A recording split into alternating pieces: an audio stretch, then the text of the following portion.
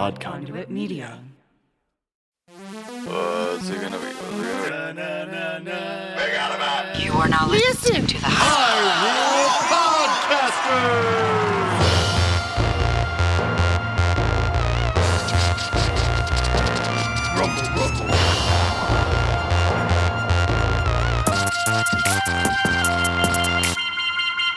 Hey, all you knowledge seekers. Welcome to another episode of Hyrule Podcasters!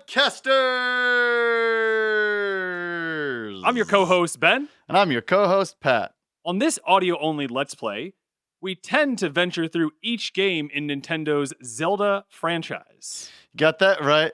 We're not experts or purists, we're just playing each game from start to finish. Usually. This week, we're bringing you a side quest episode where we'll be talking with Joshua from Zelda Universe. Joshua, how you doing? I'm doing all right. Thanks for having me. Absolutely. Couldn't be more excited to have you here, and you've been making the rounds and being on a lot of Zelda podcasts recently, it seems like. Yeah, I guess I have. I've been on some other podcasts lately too. Oh, nice. Not just Zelda. Not just Zelda. What are some of the other podcasts you've made appearances on? Anything you had fun with? Oh yeah, I also do stuff with RPG Fan. So I've been doing some of that too. Very cool. Fun. So, I love it. As you can tell, this is not one of our normal audio-only Let's Play episodes. We'll be bringing you, this is the last interview as we are in between seasons.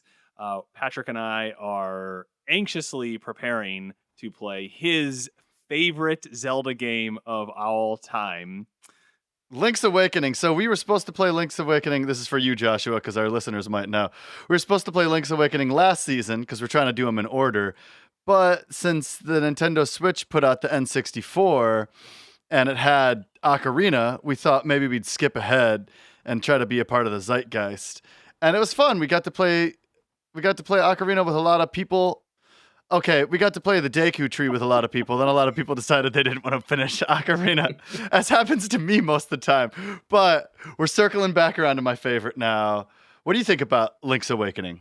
Oh, it's one of my favorites. It's not my favorite, yeah? But I guess on my list it would be my second favorite top-down Zelda. Nice. And did you play it on the original Game Boy when it came out? It was my second Game Boy. It was my second Zelda game. It was, and actually, I misspoke and said second Game Boy game, but I think it was my third Game Boy game. It was one of my first video games. The original really. Or the Game Boy Color DX version? I played both, but I did play the original first. So what were your two first Game Boy games? When I got my Game Boy, I got Kirby's Dream Land and Donkey Kong Land. Nice. Ooh, nice. Donkey Kong Land. Interesting. Did you ever play, what is the Mario for Game Boy? Mario World? Super Mario World? Land. That's Super NES. Mario Land. For whatever reason, they've always done Land. Yeah. Land. on Game Boy. Yeah, but, that's right. I didn't actually play that until they put it on 3DS. Ah, okay. We definitely had it. We definitely had that. I like Link's Awakening because Ben, my older brother over here, couldn't take the controller away from me. I could just hide and play the game all I wanted. We learned to share very early in life. Yeah, it's good. Yeah. It's good. I am the older brother, so So you were taking the sticks. Oh man, Yes. did you have any rules when you played video games with your younger brother? No, we didn't have tons of overlap in it. I'm way more into video games than he ever was. Oh, okay. Gotcha. Gotcha. We had a mom who was very into video games, and then Patrick and I were very into video games, and so there was a lot of video game playing happening in our house. No, my second brother followed in my footsteps on video games, but the rest of my family did not. And do you still game? Do you game with your second, your youngest brother, I guess? When I see him. When you see him. But cool. I don't see them that often. Yeah, Ben and I have tried to translate it into, some Mario Party or some Super Smash Bros. Online. And we do occasionally. We play the new Mario Party a decent amount, once a month or so. I like that a lot. But it's just more fun in person, I think. And it's just easier to make the time. to drop Sure. what you're doing in person and start playing. All right, so we have a few different things that we're gonna kind of work through. I think most people probably instantaneously ask you about favorite Zelda, first Zelda experience, but people know all that stuff. So we're tossing that aside. We're gonna actually jump right in to a game that you don't know about, that Pat doesn't know about it either, that I have created this should hopefully be a fun trip down memory lane for you, Joshua. So what I did is I noticed in your Twitter profile that you listed the username umil1988. And so Yes. I decided just to plug that into Google and just see what shows up. Oh no. And so what I'm gonna do is I'm gonna read back to you some things that you posted on on fan gamer sites. Everything's in Joshua, just so you know, we're a very PG podcast. So this maybe more will embarrass you than be anything that would throw an explicit rating on here. So the idea is for you to try and figure out what was the name of the thread for this particular comment. All right. This is Oh, awesome. boy. This is a great Oh, game. boy. All right, so here we go. I think this one should be an easy one, and I will tell you if you were the kind of first person to, like, if you're the initiator or if you're replying. So this one you initiated, you created this thread, and so here is the question. Just a quick question, parenthetical. I hope this is the correct board. Was any clay artwork ever released for Mother 3, GBA or N64, like the Mother 1 and Mother 2 stuff? Question. If not, was any official artwork ever released at all? So what are you wanting from me as the answer to this? I want you to think, what could the thread name have been called? The thread name, not where I posted it. Yeah. Well, the thread name is probably something like, is there official artwork for Mother 3? We'll give it to you. So the thread was clay artwork, ? Any artwork, ? Okay. And yes, this was in the Mother 3 or Earthbound 2 on fangamer.com.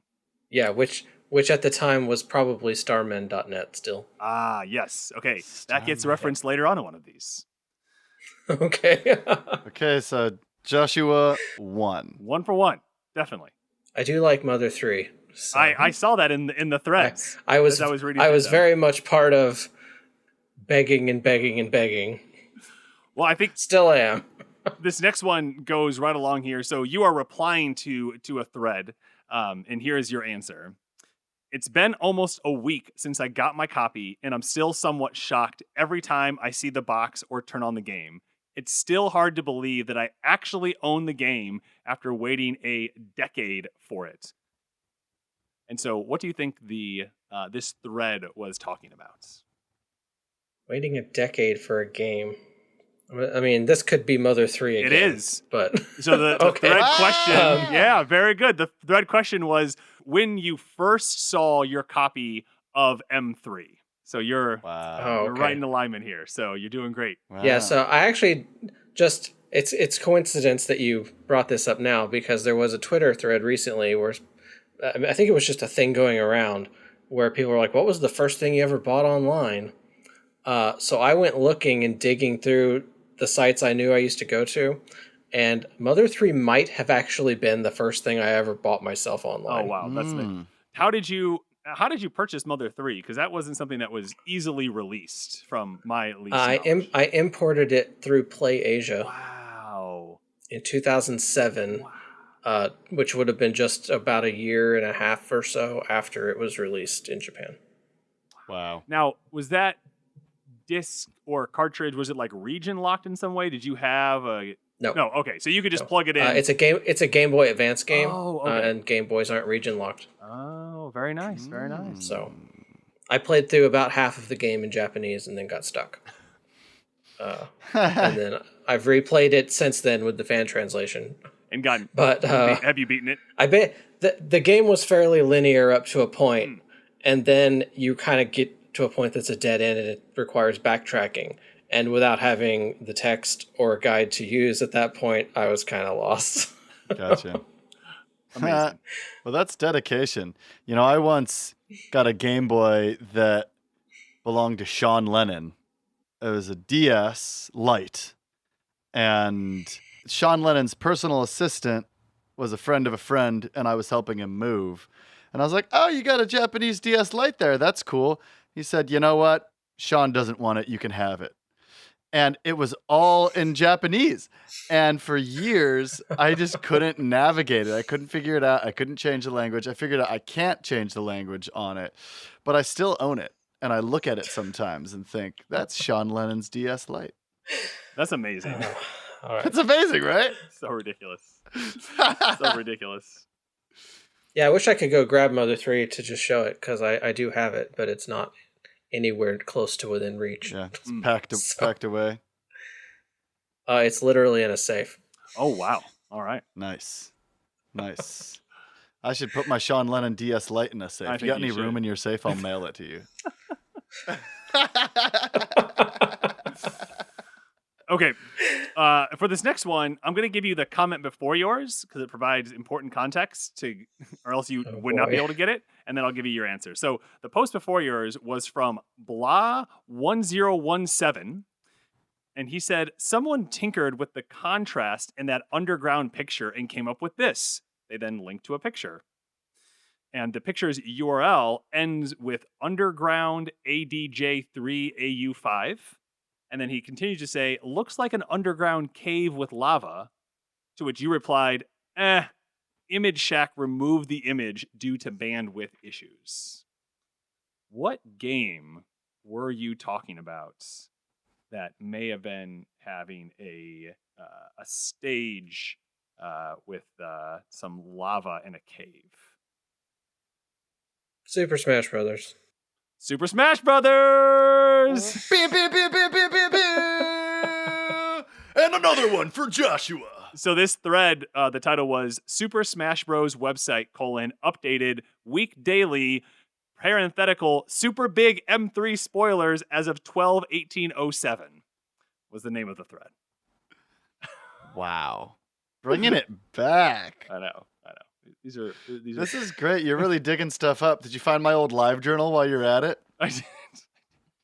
I can't seem to find my old live journal. All right, these last two get pretty wonky, but we're pretty far into the game, so they're supposed to get a little harder. So you wrote, well done. As I know 3 pages of people, and the post title for that matter have already said, this is one of the coolest things ever. I'm eagerly anticipating Iato's and anyone else's response. Someday I'll have the financial means to throw money at you guys. Right now, I just wish I had enough money to go to McDonald's and put gas in my truck. Being a poor college student isn't only fun.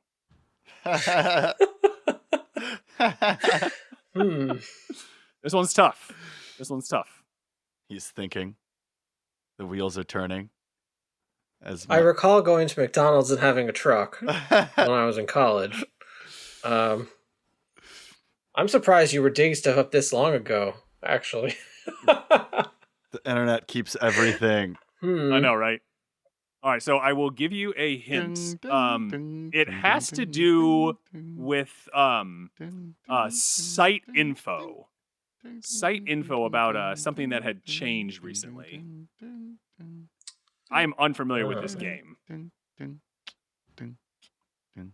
Yeah, I don't have anything on that. All right, so here we go. So it's site info : PK Japan Siege, probably the coolest thing ever.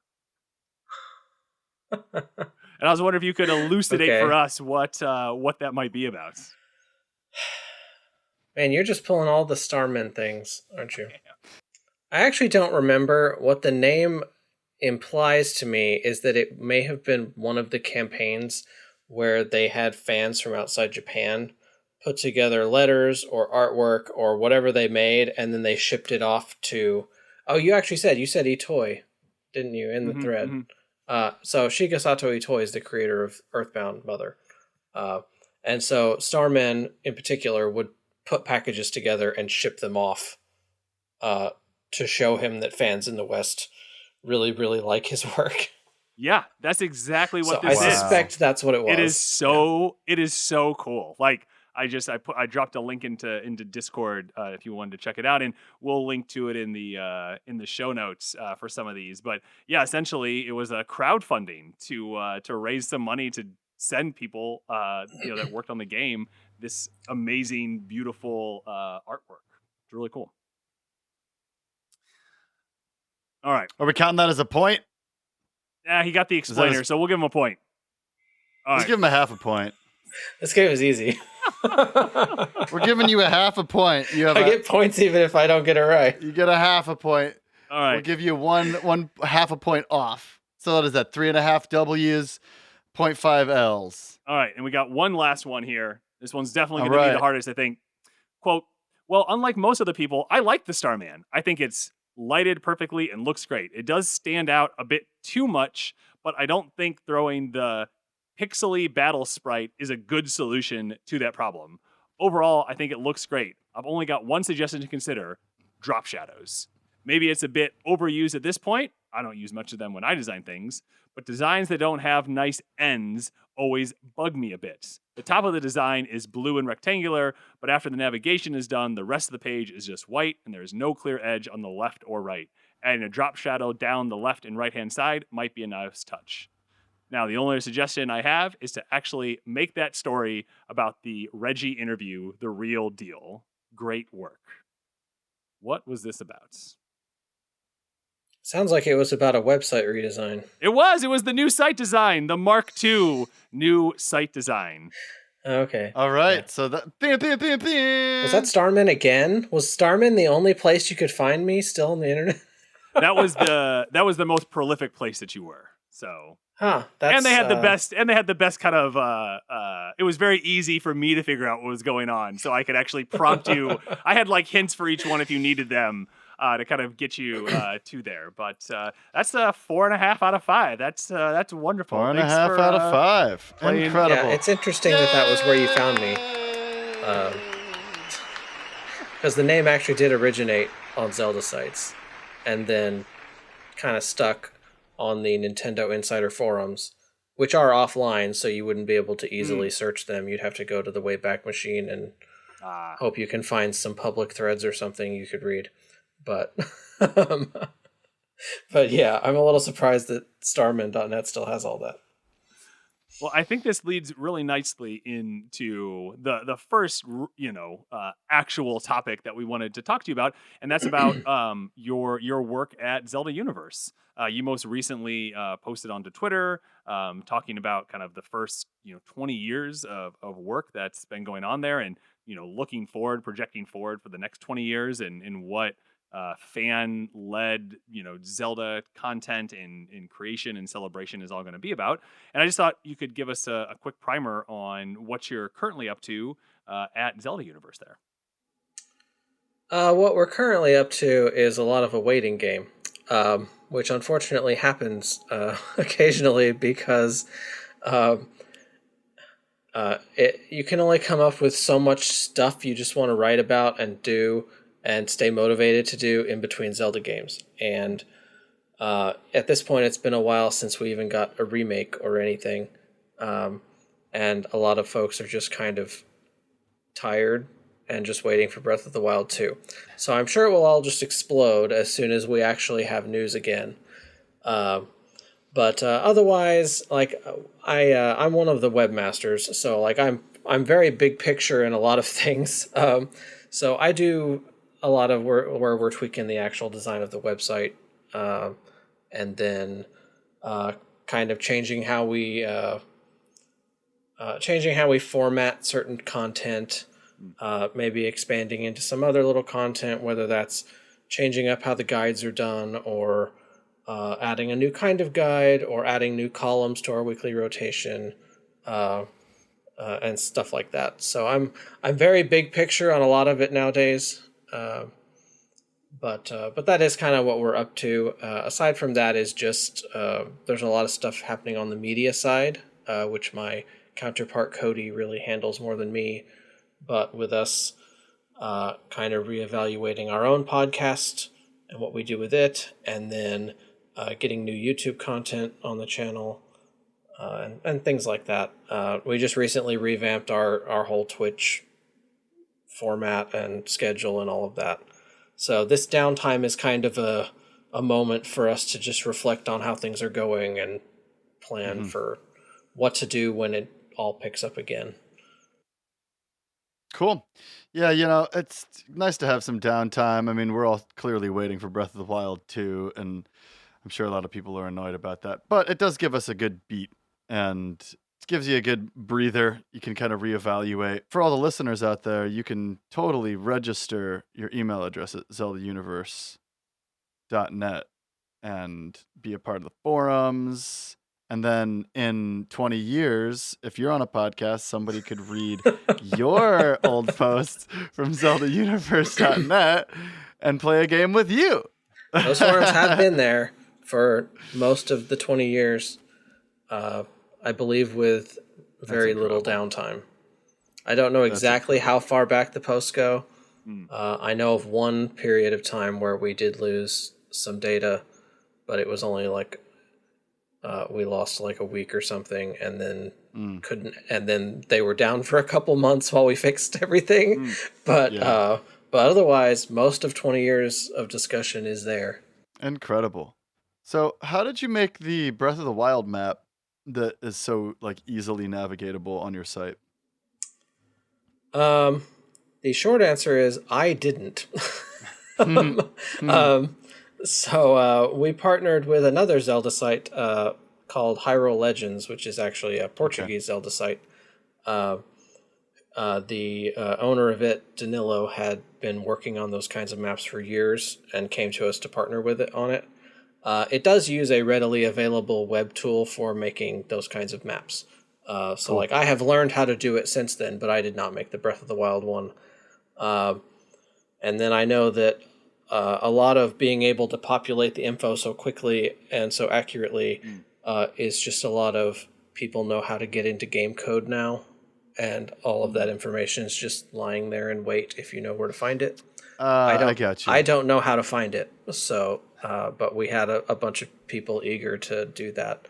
Actually, the original plan was for us to populate it ourselves. We just started with a blank map, and when the game came out, we were like, okay, let's mark as we go where the Korok seeds are and where we find cool things, and we'll fill it all in. And then within a week, someone had cracked open the whole thing and it was like, here's everything, here all of it. Yeah, that's much easier. These are really cool maps. So everybody at home, if you're playing through Breath of the Wild or Link's Awakening for the Switch, you can go and look at these really cool maps that kind of just show you what you might have left behind, or if you're just trying to blow through it and 100% it without doing too much exploring. Really cool. Well, you just said show you blow through 100% it with 970 Korok seeds. Just blow through it. Just whatever. Well, as opposed to 100%ing it without using a guide. Sure. I guess I would say, as time stood still for a couple years there, in the past couple years, I went back and I 100%ed Super Mario Sunshine and Mario 64 and a bunch of other games. And he's shaking his head. Never Sunshine, dude. Sunshine was such a pain. Oh my gosh, I like that game. I'm just never gonna 100% it. Dude, it's not worth it. It's not worth it. There's so many, and I'm just veering a little bit here. There's so many shine sprites that are difficult because clearly they rushed the game out, and it's poor game design, not because they made the levels hard. Like trying to get Yoshi all the way to the other side of the thing with the island. Like, I know exactly what you're talking about. Days. It took me days. But I can now say that I 100%ed it, so I never have to do that again. Now I can just get the shine sprites I want and play the final boss and move on the next time I play it. Amazing. One thing I was thinking about, going back to the map, who is it on the map? Beetle. Where is he? Beetle's not on the map. What's he doing? I don't know. I think he's go check in with him real quick. Yeah, see what's going on. Thanks, Beetle, and we'll make sure you're on that map. Don't you worry, buddy. I will actually pitch that if he's not on the map. I need to suggest that be something we add. So we actually don't know if, honestly have not gotten as far with the maps as we wanted. Like we have Breath of the Wild and Link's Awakening.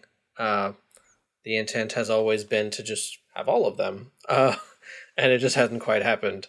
Nice. But that's just the nature of volunteer-based web projects. It's hard to, and especially when there's downtime like this, it's hard to keep folks motivated. I highly suspect when Breath of the Wild 2 hits, just like when Link's Awakening hit, there'll be a group of people eager to make a map immediately. Yeah. and get that done. But that's all at zeldamaps.com, but Zelda Universe does operate zeldamaps.com. Oh, got it. Very cool. Yeah, I see that it's a different URL when I click Yeah, on that was my idea. Initially, it was just going to be like maps.zeldauniverse.net, and one day I just decided to type it in and see if by chance that domain was there, and to my surprise, it was. So, nice. So I was just like, "Hey, everyone, how about this? We got a new project. Well, speaking of new projects, anybody out there listening that would like to help make some maps, holler. We can put you in touch with Joshua, and next thing you know, you might have a map on ZeldaUniverse.net's map section, aka ZeldaMaps.com. So one of the things that I was most excited about is you had actually reached out to me quite a while ago about, you're building out your the podcast listenings and just kind of driving more people. There seem to be more and more Zelda podcasts, popping up. It seems like every few months there's somebody new on the scene doing something different, tackling something from a new perspective. And I'm wondering, what your takes are on, the really kind of eruption of podcasts really over the last like 2 or 3 years in the space, and how that connects new people into the franchise as a whole. Yeah, so it actually really surprised me. So ZU's had we call it, it's a community podcast is how it started. It came out of the forums, actually. They wanted to have something like just a podcast about Zelda, but also just about what was going on. Whether that was, they do things like, here's the community member of the month, and we had an art competition, and we played games, and they won the tournament, and stuff like that. But they did that over 10 years ago, which was kind of a different era in podcasting. Absolutely. And then it kind of went away. And it felt like podcasts were just not a thing anymore. YouTube was the future. And so we kind of ditched it. We were like, the podcast dream is over. Let's go do something else. And then kind of just out of nowhere, it all came back. In fact, our own podcast was run by someone who ran the old one or contributed heavily to the original. Yeah, it definitely caught all of us off guard. It totally caught me off guard. I was even listening to podcasts for like web design purposes and things, and it never occurred to me to just type the word Zelda into the thing. And we had our own podcast, and it never occurred to me that maybe someone else did. So just totally caught me off guard that it existed at all. And then once, of course, I went in, I was like, there's so much stuff here. And now I can't keep up with them. I have a flood of Zelda podcasts in my podcast feed. And on a good week, I might listen to one. Right.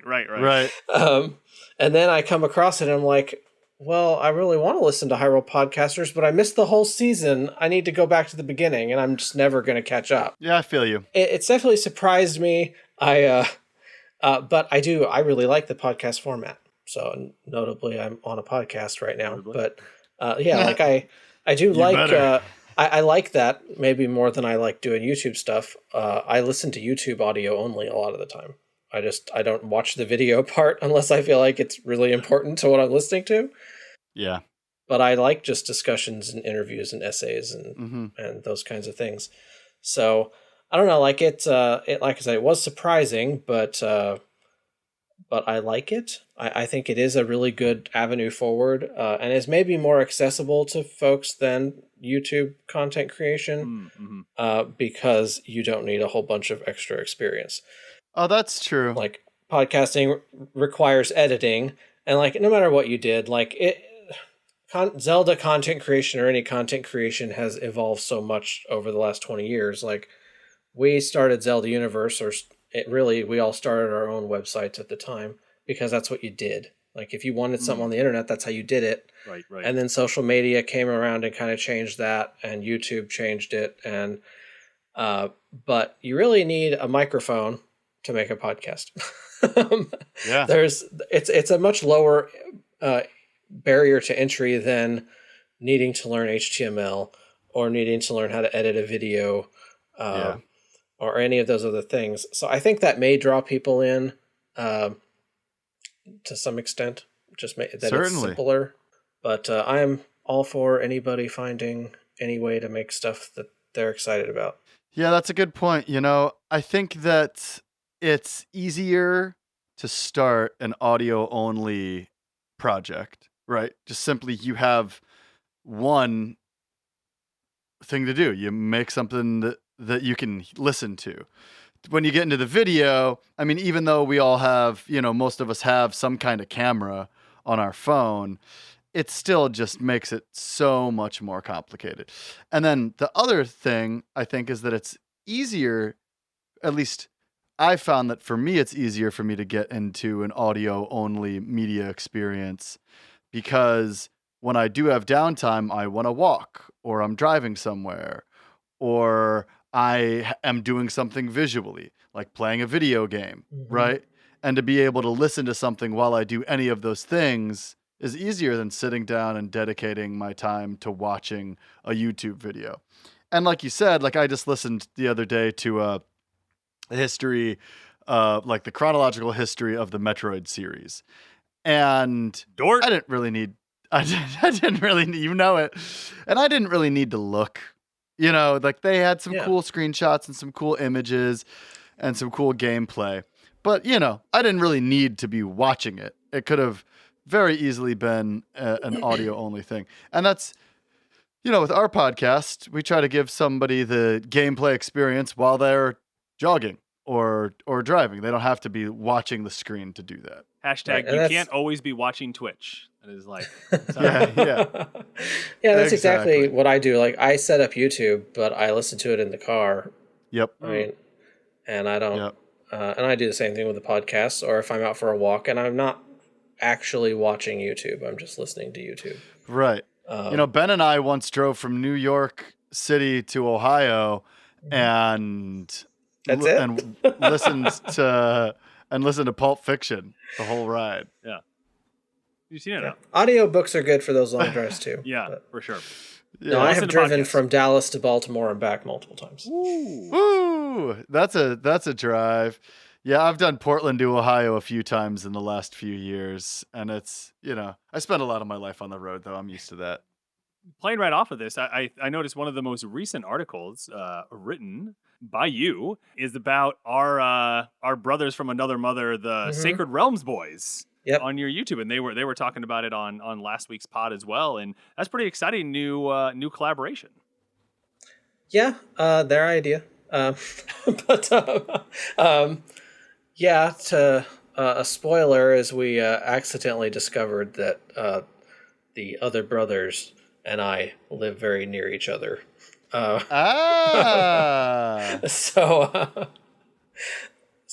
Cody. Cody's kind of also the intermedium there, that he's on their show all the time. Yes. And they just happen to be nearby. Honestly, when people say they're in Texas, I just assume they're 10 hours away. Sure. Right. Like you saying you're in Texas doesn't mean anything to me. And so yeah, I went and I got to go meet Matt and Lyndon and talk about it, and they were interested in doing something with us, so we figured it out. That's great. Did you have a cigar and some whiskey with them? That's what when they record. That's what they always do. And have the train go back behind them. Yeah, it's great. Yeah. But no, I am very much a water person. Cheers to that. Cheers to the water. Gotta have it on deck when you're recording, especially. So yeah, we're putting the Sacred Realms podcast on our YouTube channel. Yeah, that's really cool. What that partnership is we're talking about. That's great. And then maybe there'll be some other cool stuff sometime. That's cool. They're great. They're really good companion podcasts to us. You know, you can listen to us play it and then listen to them talk about it. It is one of those places where I think they're only like 5 years younger than us. but they have a totally different initial experience of video games. Yeah, definitely. That has been really fun to engage with them on. I think we'll be on this season's the final episode for The Legend of Zelda, talking about Dungeon 8 Death Mountain and Dungeon 9. So we're excited. Oh yeah. Yeah. Yeah, buddy, them's my boys. Yeah, I totally. Don't have anything official at this point, but there's talk about me being there for Zelda 2. Ooh, That's I love Zelda 2. I love Zelda 2 as well. Yeah, so that would be why. I know they've alluded to a few times on their show. They just say future guest Joshua. Yes. I've heard that.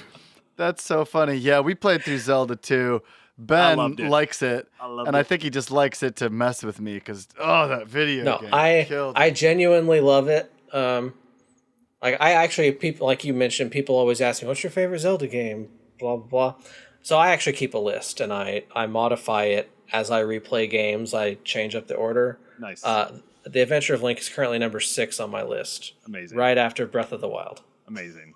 I think the only thing that I said that prevented it from being a truly great game is and this is a spoiler for the end of a 30-year-old game, and it is Thank you, Ben. the fight against Dark Link is almost an impossible thing to do if you don't cheese it.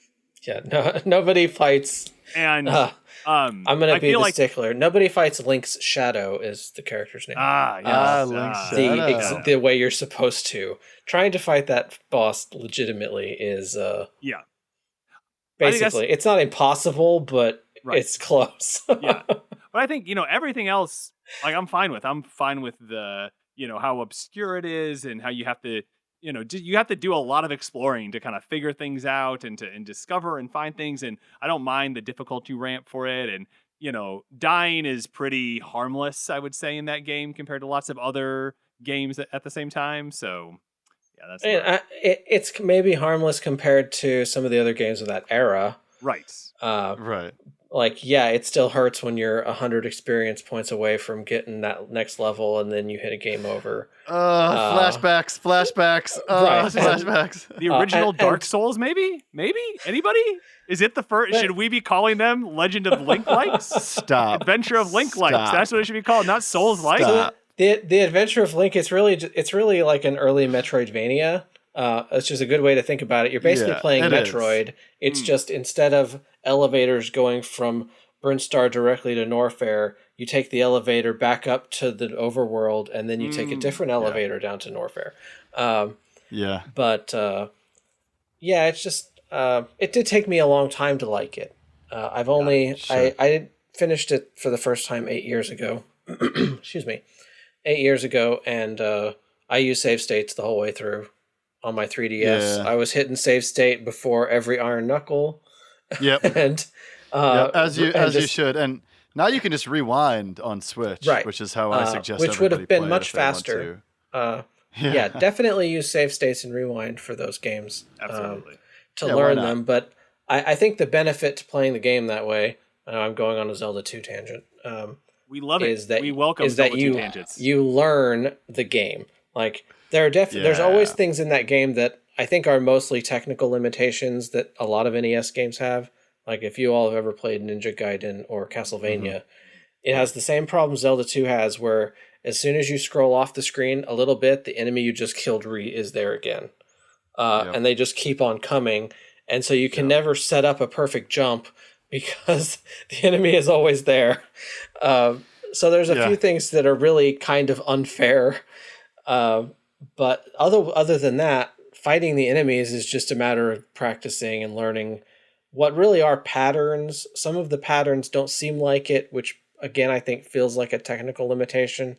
There's the axe throwing guys that are like the worst. They're the worst. They're so you think you have their pattern down, and then they seem to throw 2 in a row. And I think it's because the animation almost like loops. And it like loops and it starts and ends on a throw. And so it doesn't have a space like it's supposed to. And that's a theory. I don't know the actual inner workings of the game. It just seems that way. And so there's little quirks you have to work around like that. But using save states and rewind to fight them over and over and over and over again just eventually makes you good at it. And so I still use rewind when I replay the game every year. I've already played it this year, and I'm going to play it again because Matt and Lyndon are making me, basically. Yeah. And I will not be replaying that game. So you're not going to be on an episode then with me? For me, it's like a fun weekend thing to do. That and The Legend of Zelda. I'll play each of those just on a weekend, just for fun, while TV's on in the background or whatever. Mm-hmm. I gotta say, use rewind for things that feel unfair. I took a jump and a little flying horse head knocked me into the lava. Whatever. I'm just gonna rewind that. Yeah, but I feel for the most part, I don't need it anymore. I'm a big Mega Man player, so I know all about respawning and dying and learning, and but I'm good at those games, and you don't have to talk to the villagers in Mega Man.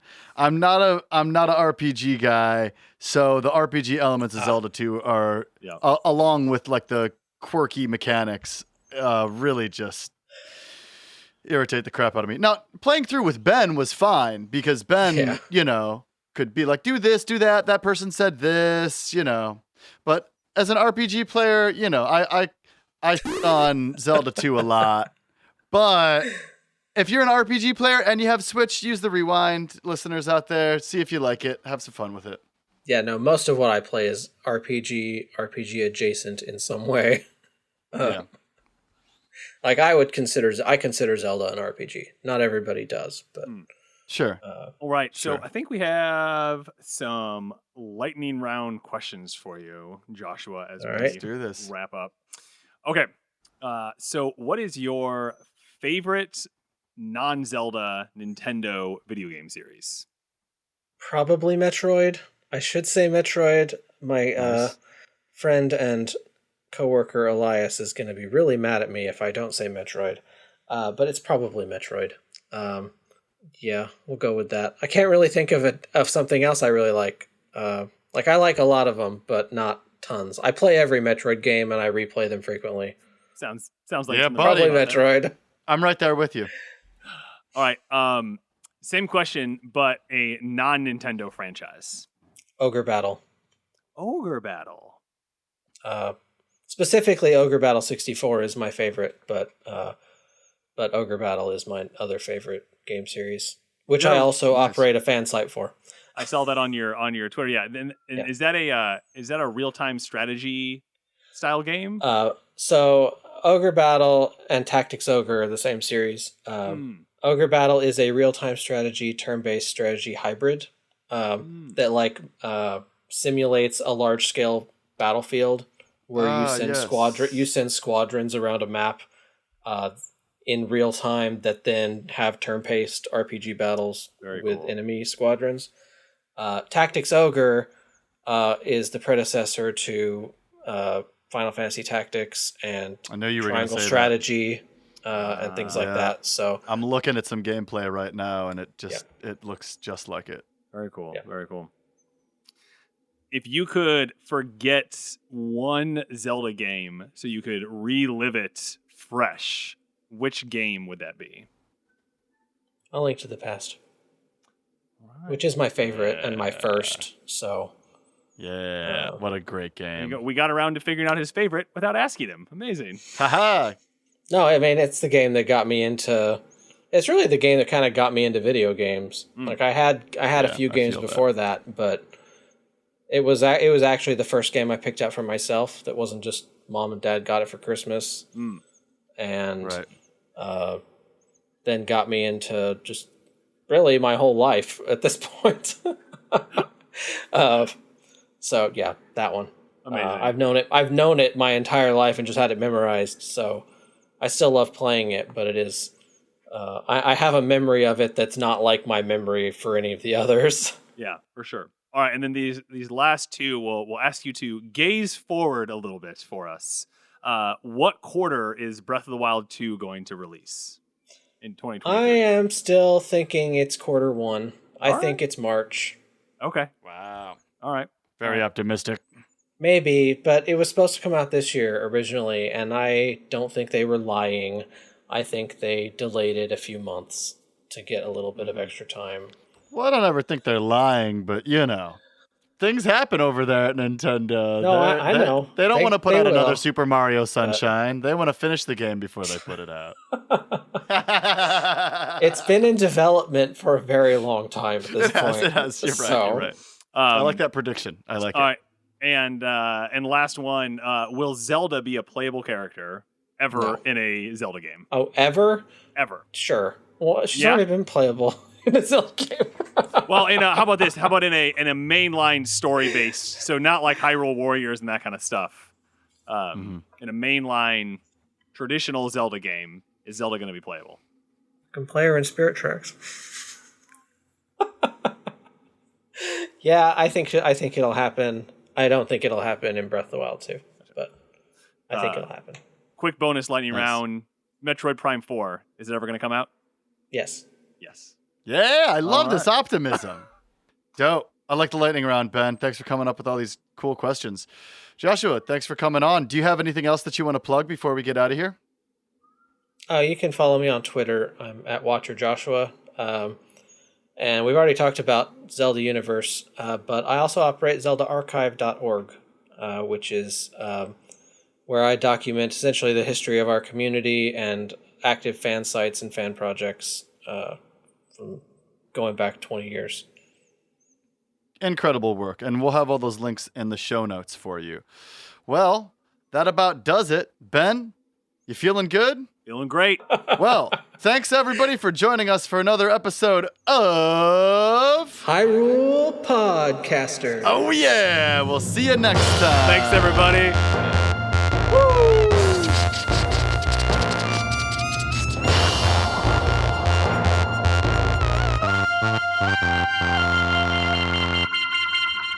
Thanks for plugging into this week's episode of Hyrule Podcaster. If you like what you're hearing and want to support us directly, you can head over to our Patreon for early access to episodes, exclusive Discord benefits, behind-the-scenes videos, and more. If you'd like updates, you can find us on Facebook and Instagram at Hyrule Podcasters and Twitter at Hyrule Podcaster.